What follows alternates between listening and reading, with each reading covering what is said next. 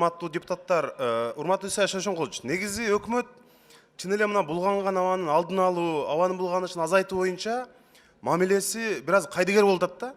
Мисалы биз мына депутат Абдубакап Нурбаев баштаган бир топ депутаттар жанагы сапатсыз бензинди алып кирүүгө тыюу салуу К2, К3. Ошондой эле жанагы электромобиль курган ишканаларга, гибриддик унааларга жеңилдиктер берүү боюнча мыйзам долбоорун сунуштаганбыз. Өкмөттүн заключениясы эмдики чең бериле элек. Убактысы бүттү мөөнөтү. Дагы эле бериле элек булар. Биз ошону жогорку кеңешке алып чыгып, мыйзамды бекитип беришибиз керек эле. Силер ошону дагы эле бербей атасыңар да. Ошон үчүн биз парламентте көтөрүп мындай маселени көтөрүп турбасак болбойт. Ошондуктан менимче талкуулаганыбыз туура эле болот го дейм да. Анан өкмөт, урматтуу өкмөт, силер жанагы заключенияны бергиле бизге. 20 декабрда мөөнөтү бүттү. Биз мыйзамды алып чыгып, бул жерде талкуулашыбыз керек эле. Сиздер дагы эле кечигип атасыздар. Ошону бериңиздер эртерээк.